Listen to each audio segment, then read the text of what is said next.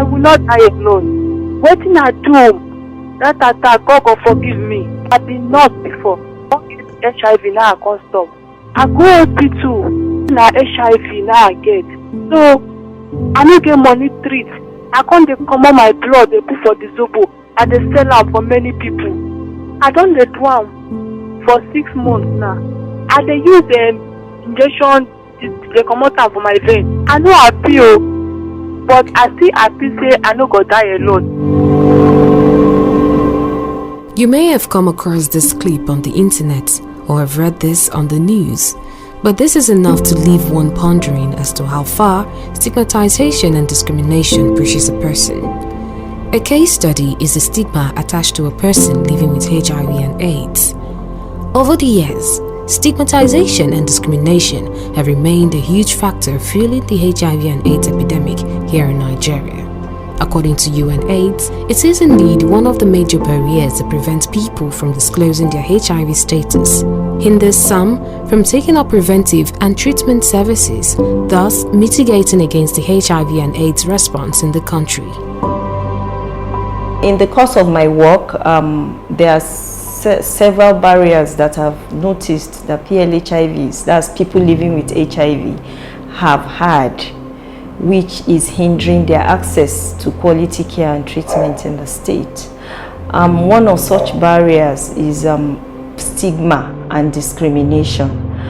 There's something people call self-stigmatization. There are some people living with HIV that once they are diagnosed positive, they don't believe it and they begin to stigmatize themselves.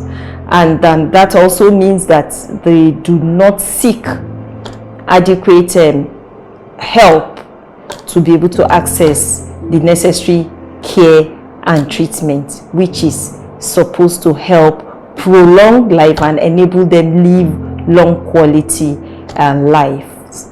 And that self-stigmatization, there's also stigma that is brought upon them by the society.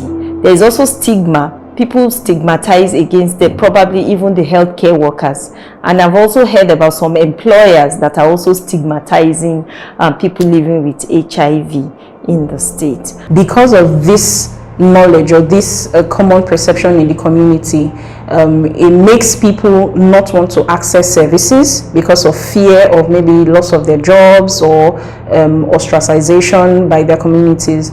And I believe that when this keeps happening, even people who have previously been on treatment, there's that discouraging clause that comes over to continue access to treatment. So you hear or you may find out where situations where some people who had already been receiving treatment suddenly stop. Something might have happened. If you probe further, they'll usually tell you, okay, I'm afraid I may lose my job, and something related.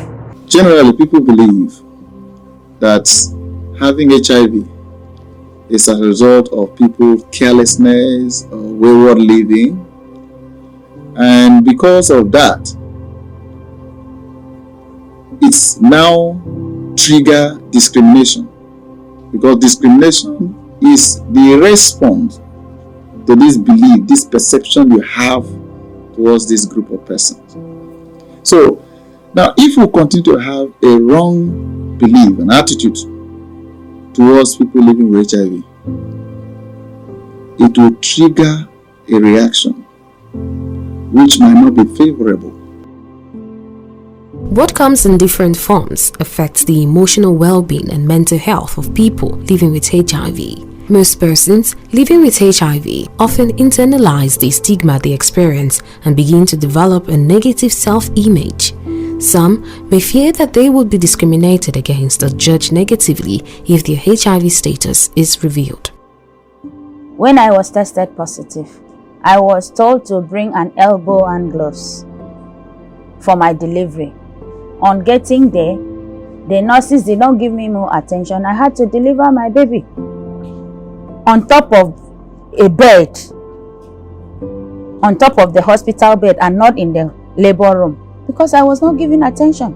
Even when the labor was fully set, nobody took notice because of my status. So I had to deliver my baby on top of the bed. Nowadays, even in churches, It has even gone to a church level, whereby if you are a minister in the church will say they want to know your status, your HIV status, before you can be given opportunity to preside in the church. We'll do compulsory tests to be able to detect your status. If your status is not known, you will not serve in the church. Some churches are doing that. In jobs opportunity, you will see somebody going for interview, maybe have been able to pass all the necessary assessments, and they will say medical examination. And once that comes up, somebody who has been able to, who has been sure of getting the job, maybe has gone through other process and has met it. When the medical report comes up and the person is HIV positive, they will not directly tell you it's because of your status. They will look for one reason or the other. They might say, wait, we will send for you, and that ends it. But as part of efforts to create a more supportive environment, allowing people living with HIV to carry on their lives as normally as possible, in 2014, the Anti-Discrimination Bill was passed into law. The HIV and AIDS Anti-Discrimination Act of 2014 makes it illegal to discriminate against people based on their HIV status.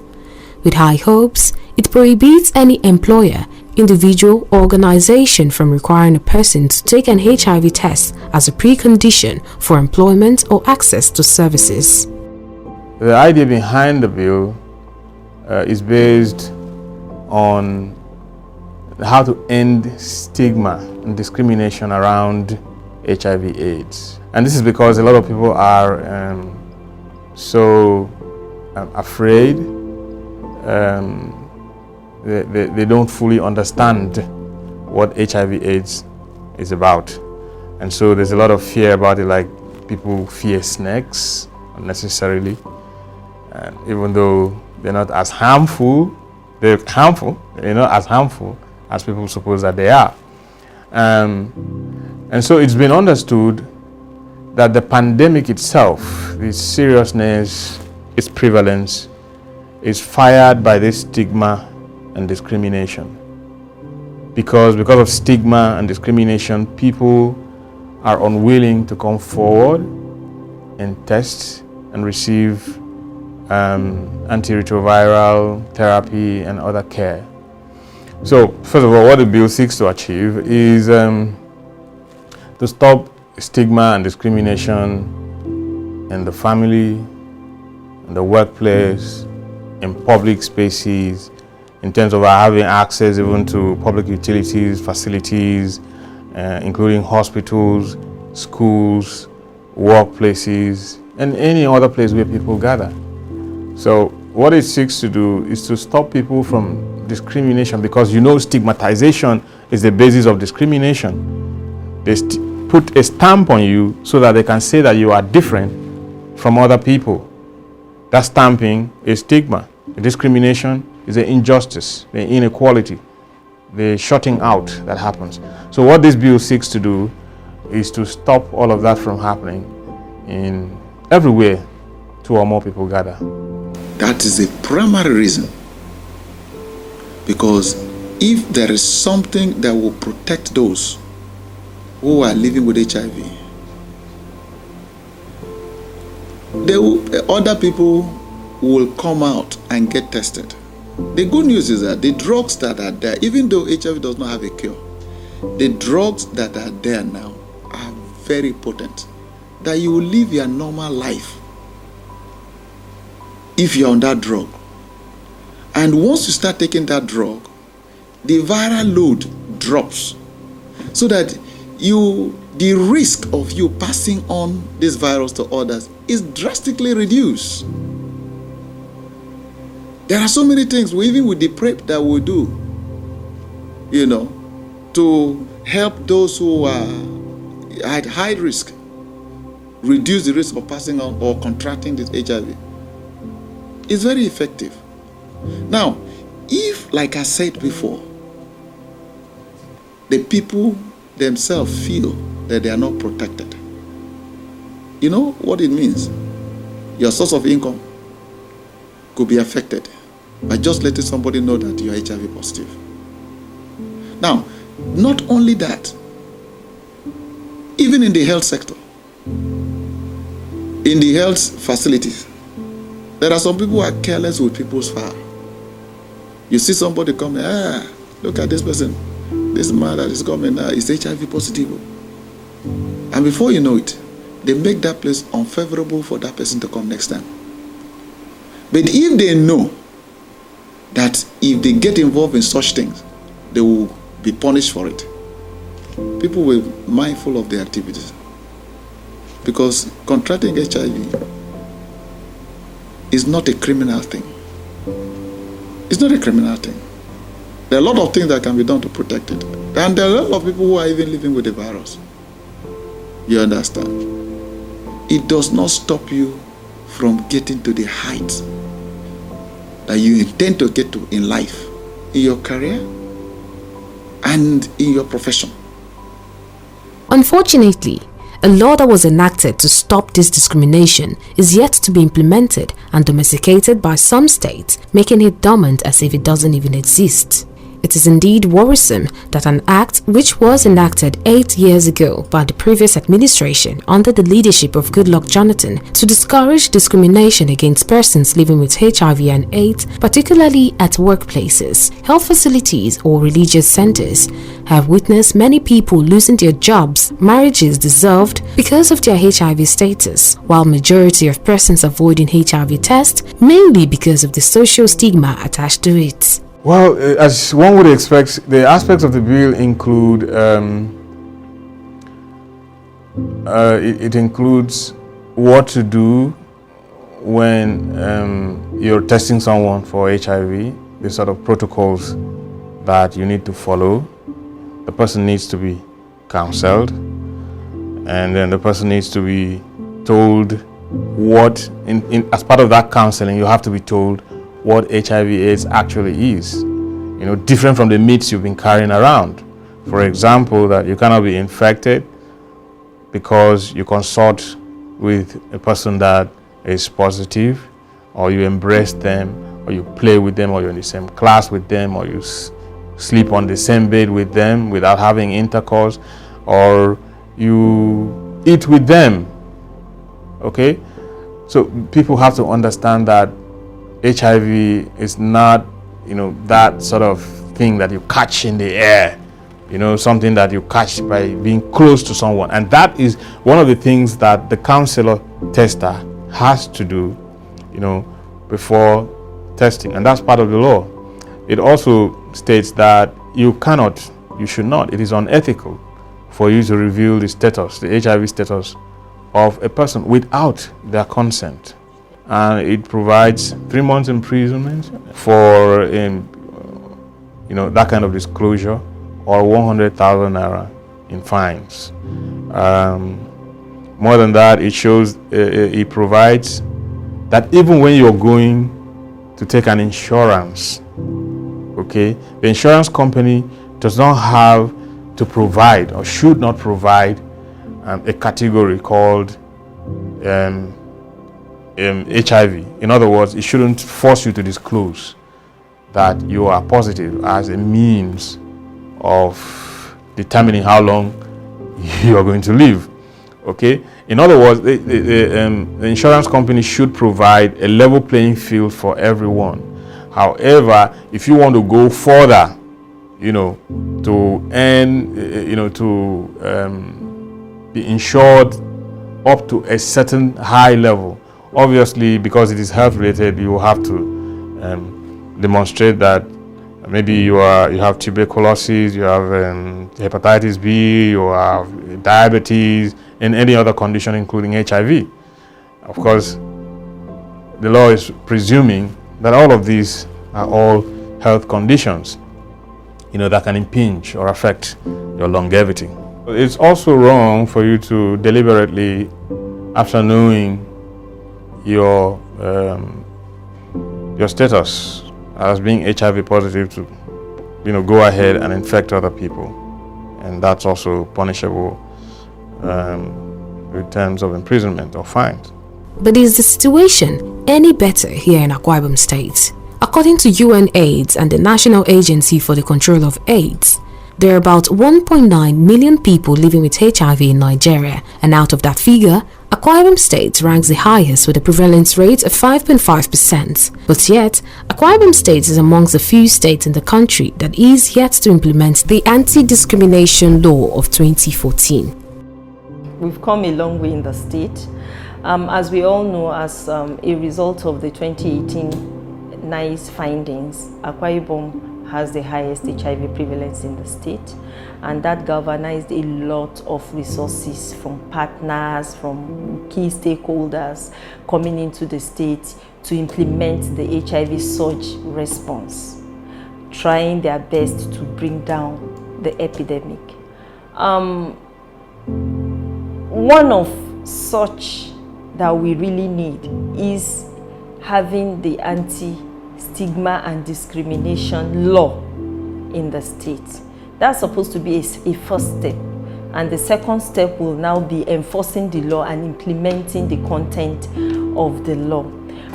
Last year, I attended a town hall that was organized by the State House of Assembly and involved SACA and other stakeholders in the passing of this bill. And it looked then as if the bill had passed first reading and had passed second reading and was really actually going back to the committee to be presented to the plenary. Yes, it was going to plenary because that was second reading that had been done. So it came back for the public and those who are involved and engaged, with these matters to sort of look at ways in which it can be improved, things that were not quite right with it, and then have a final presentation that will be given to the plenary to pass. And from thence, it would go to the governor for his assent.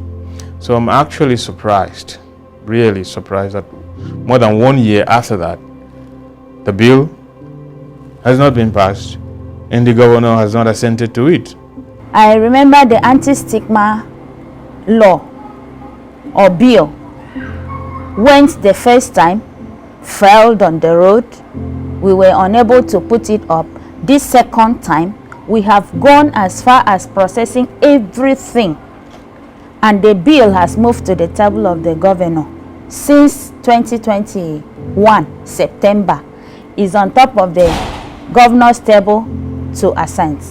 Up till now, after 1 year, the governor has not still signed the bill. So we cannot use it as a law because the governor has not signed it. So people keep on stigmatizing us, discriminating us, and going scot-free. And other people who seeing that others who have been discriminated and stigmatized does not have anything that is supporting, that is backing them up, they live in self-denials.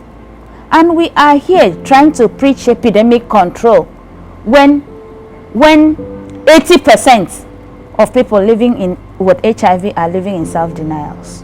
In Akwa Ibom State, we'll move on.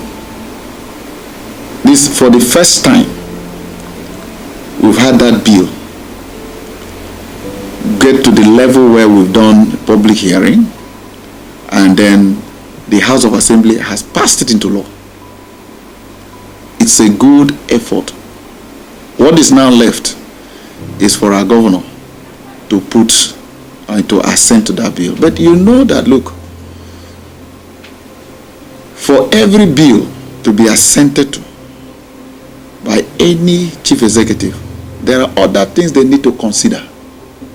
You're trying to protect a group of persons. You also want to protect the interest of the government and the other people who are not affected. So those gray areas needs to be looked at before the assent is given.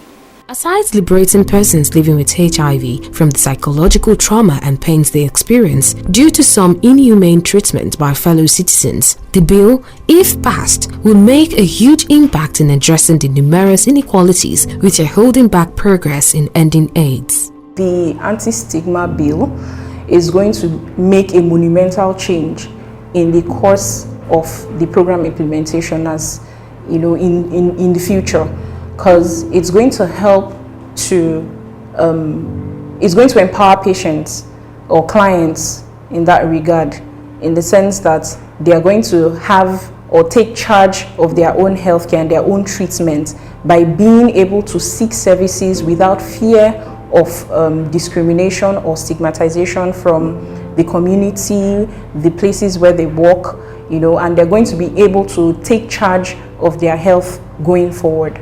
That law is supposed to help support the rights. It's supposed to protect the rights of people living with HIV in Akwa Ibom State.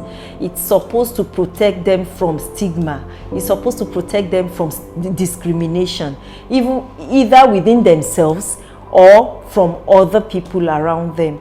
Healthcare workers, their partners who may not be positive, their significant others, their employers as well as let me also say maybe their church or congregation members as well, because sometimes when people discover they have PLHIVs in their midst, it creates a lot of friction, and before you know it, such people will not even be able to participate in their normal daily activities, including church activities. So they may end up being ostracized, and this does more harm than good.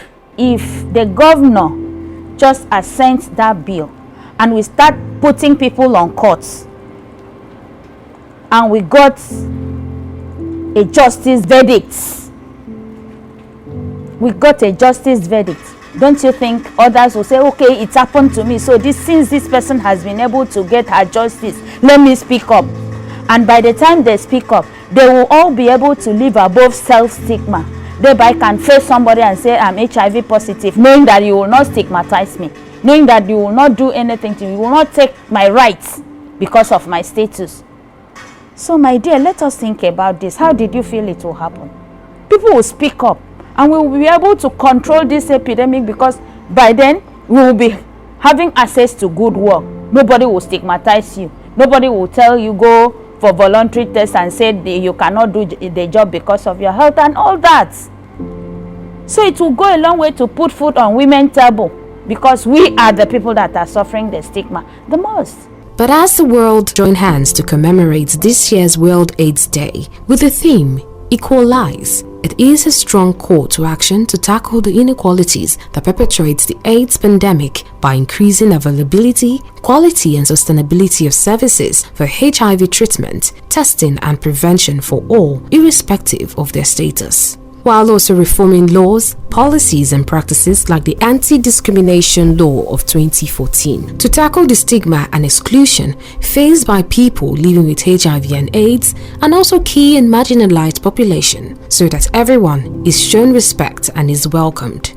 To further ensure the sharing of technology to enable equal access to the best HIV science between communities, and for adapt and embrace the message of Equalize so as to highlight the inequalities they face and to press for the actions needed to address them. This, however, buttresses the clamor for His Excellency Governor Udom Emmanuel to sign into law the HIV and AIDS Anti-Stigmatization and Discrimination Bill, awaiting his assent, as this has become necessary following the prevalence of new infections in the state and for a healthy future. Equalize is actually a call to action. During this year's International AIDS Conference that took place in Canada, UNAIDS presented a report, a global AIDS report, data from UNAIDS on the global HIV response, and it reveals that during the last 2 years of COVID-19 and other global crises, progress against the HIV pandemic has faltered. Of course, because the world is also looking, of course, we need to respond to COVID-19. There is war in Ukraine, there are other global economic crises everywhere. So resources have also shrunk. Many countries that used to pledge resources and provide resources for the AIDS response are also reprogramming their resources for other things as well. From the report, it also shows that millions of lives are at risk. And as at 2021, about 38.4 million people are living with HIV in the world. and about 1.5 million new infections existed as at that 2021, and we had about 650,000 deaths from AIDS. So some certain things have been identified, creating barriers to us achieving this. So the world, should I say UNAIDS, that is saddled with the responsibility of also providing the theme for the yearly World AIDS Day, decided to give the theme as equalizing, urging the world to equalize in the area of increasing availability, okay, of quality and of course suitable HIV services, making people have access to such. It centers on giving everybody equal opportunity. That I'm infected with HIV does not make me less important. Give everybody equal opportunity. HIV does not affect your mentality. It does not affect your intelligence. But the attitude of people towards you can make you come down with mental problem and reduce your ability. If people don't tell you I'm HIV positive, you understand, you won't know. So you can be the president, you can be the governor, you can be the chief executive in any parastatal and function rightly. So why don't we give people equal opportunity? That is just the thing. And it's also meant to increase access. When we know there is equality, there's equal opportunity in everything, everybody will give in the best. That if I put in the best, I have equal chance of being recognized and being treated fairly.